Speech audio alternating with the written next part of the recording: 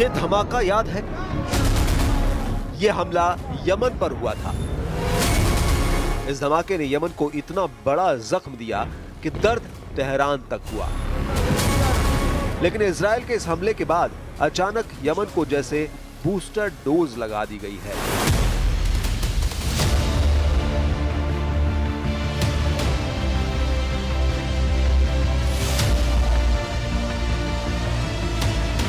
Yemen पूरी ताकत से खड़ा हो गया है।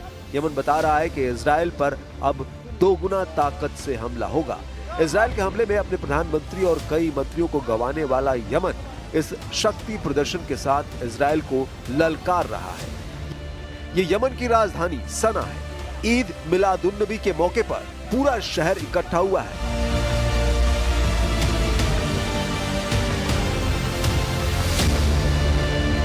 गिनने की कोशिश मुश्किल है।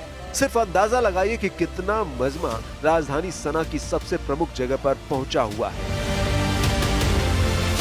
एक हफ्ते पहले तक यमन अपने प्रधानमंत्री का गम मना रहा था, लेकिन अब ईद मिलादुन्नबी का मौका है। पूरा यमन पैगंबर की जयंती का जश्न मना रहा है। ड्रोन से ली गई तस्वीरें बता रही हैं कि राजधानी सना का जोश क्या है। 35 लाख की आबादी वाले शहर सना में इतने लोगों को एक जगह इकट्ठा देखकर यमन के दुश्मन खौफ खाएंगे। ये वीडियो इस बात की गारंटी देना चाहता है। यमन की हूती सरकार का मैसेज साफ है, तुम कमांडर 10 मारोगे, हमारे 10,000 कमांडर तैयार हो जाएंगे। 28 अगस्त को इजराइल के हमले में यमन के प्रधानमंत्री और उनके 9 मंत्रियों की मौत हुई थी। यह हमला यमन को बहुत बड़ा झटका बताई गई। जाहिर है, पॉलिटिकल लीडरशिप को खत्म किए जाने के बाद जब यमन के लोग इतनी तादाद में बाहर निकले हैं, तो ये सिर्फ ईद मिलादुन्नबी का जश्न नहीं है। ये इजराइल को बताने की कोशिश है कि यमन नहीं डरा है, ना डरेगा। الشعب اليمني يحتفل اليوم بهذه المناسبة الكريمة، مناسبة المولد النبوي الشريف. كل عام يحتفل بهذه المناسبة، واليوم أيضا يجدد الاحتفال بهذه المناسبة ويواصل العمليات العسكرية باتجاه كيان العدو الإسرائيلي، ويحيي هذه المناسبة أيضا بالعمليات وبالخروج الشعبي الكبير والمليوني وغير المسبوق طبعا في أكثر من 70 ساحة في العاصمة صنعاء وفي المحافظات اليمنية। एक हफ्ते पहले ही ऐसे धमाकों ने यमन की टॉप पॉलिटिकल लीडरशिप को खत्म किया। धमाके ऐसे हुए जिसमें किसी का भी बचना मुश्किल है। धमाके ऐसे जो गाजा में होने वाली खतरनाक बमबारी से भी भयानक थे। इन धमाकों के जरिए इजराइल ने यमन को बताने की कोशिश की थी कि अगली बार हमला करेंगे तो पूरा यमन मिटा कर रख दिया जाएगा। इजराइल ने अपने दुश्मनों पर नजर रखने के लिए खुद को और ताकतवर बना लिया है। पूरे पश्चिमी एशिया पर नजर रखने के लिए इजराइल ने जासूसी के लिए नए उपग्रह भी लॉन्च कर दिए हैं। इजराइल के रक्षा मंत्री इजराइल कार्ज का दावा है कि नए उपग्रह की मदद से अब हर दुश्मन पर पैनी नजर रखी जाएगी। Today, Israel, the defense industry, have launched the most capable surveillance satellite, demonstrating the invention, creation, creativity, capability of Israeli. All the startup nation help to achieve this mission to get space superiority of Israel. Israel की धमकी हो या फिर Israel की Yemen तक attack करने की ताकत, हूती सरकार ने यह बता दिया है कि वो इजराइल से घबराने वाले नहीं हैं। यमन की राजधानी में ईद मिलादुन्नबी के दौरान रात की तस्वीरें देखिए। राजधानी सना हरे रंग की रोशनी में चमक दमक रही है। यमन की ऐसी तस्वीरें सैटेलाइट से भी ली गई हैं, जिसमें पूरा यमन हरे रंग की चादर में लिपटा हुआ नजर आ रहा है। मस्जिद, सरकारी इमारत और घरों को ईद मिलादुन्नबी के मौके पर ऐसे सजाया गया है जैसे लग ही नहीं रहा कि एक हफ्ते पहले इजराइल ने यहाँ पर हमला भी किया था।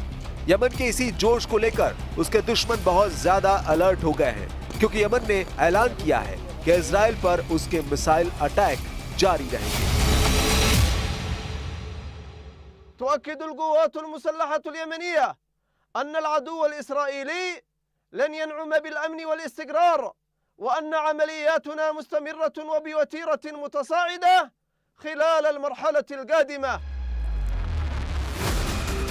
यमन अकेला नहीं है, वो जानता है कि इजराइल से टक्कर लेने के लिए ईरान का साथ जरूरी है और इस मौके पर ईरान भी लगातार हूती विद्रोहियों के साथ खड़ा होता नजर आ रहा है। ईरान के सर्वोच्च नेता अली खामनेई ने कहा है कि यमन के बहादुर जो भी कह रहे हैं वो सही है और गाजा में तबाही मचाने के लिए इजराइल को सख्त से सख्त सजा मिलनी चाहिए। اینقدر خاطر جمع بودن به اینکه این حمله اساس جمهوری اسلامی رو در کشور متزلزل خواهد کرد، خاطر جمع بودن که مردم رو در مقابل جمهوری اسلامی نگه می‌داره، اینقدر مطمئن بودن که یک روز بعد از شروع حمله اینا نشستند و यमन की राजधानी सना में हुए हमले के बाद का हाल देखिए। इजराइल ने उन जगहों पर हमला किया जहां पर प्रधानमंत्री की मीटिंग चल रही थी, जहां पर फ्यूल रखा हुआ था। ये यमन की ताकत को कमजोर करने की कोशिश है। अब सवाल है कि इस हमले को इजराइल ने कैसे अंजाम दिया, कैसे तैयारी की गई।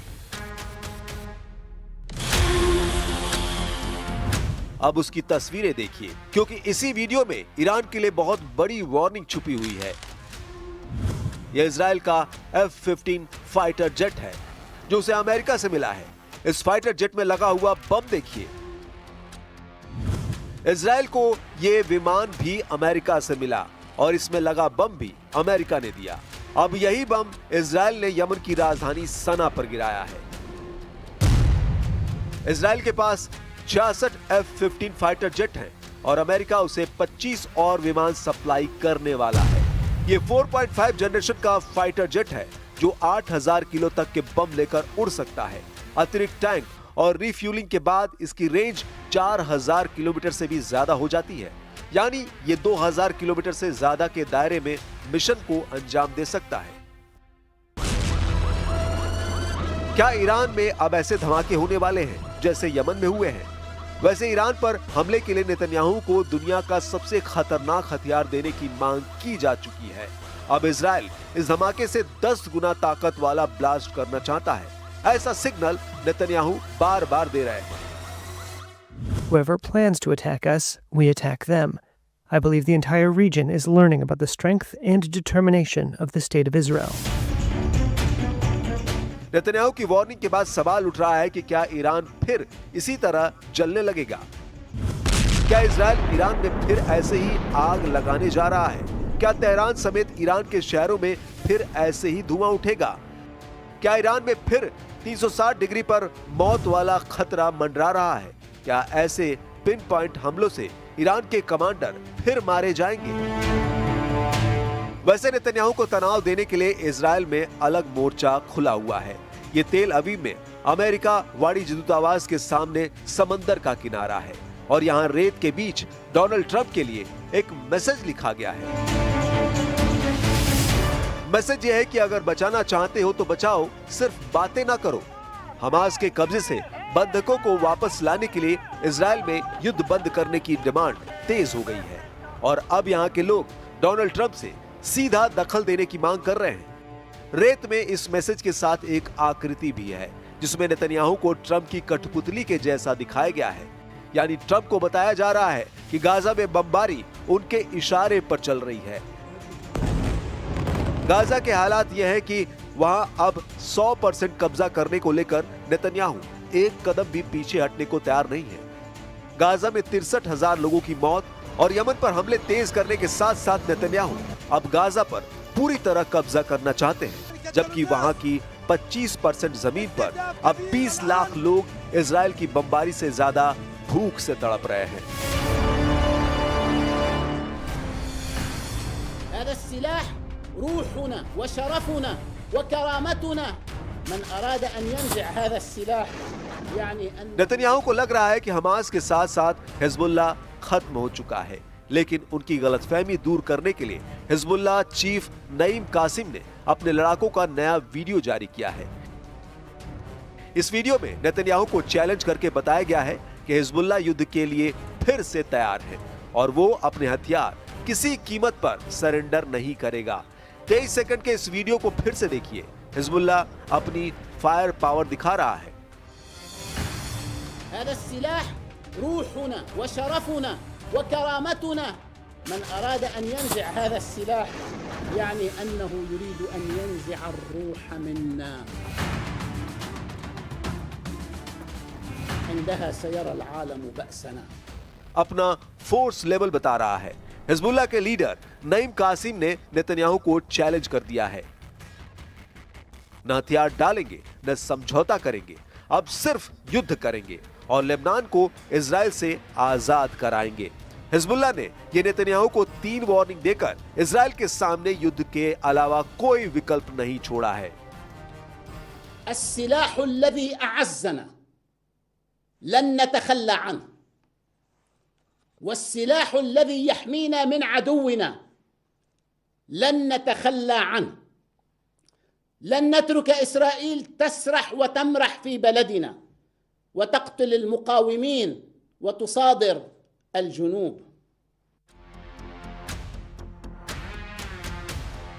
अचानक इजराइल के सामने 4 बड़े फ्रंट एक्टिव हो गए हैं।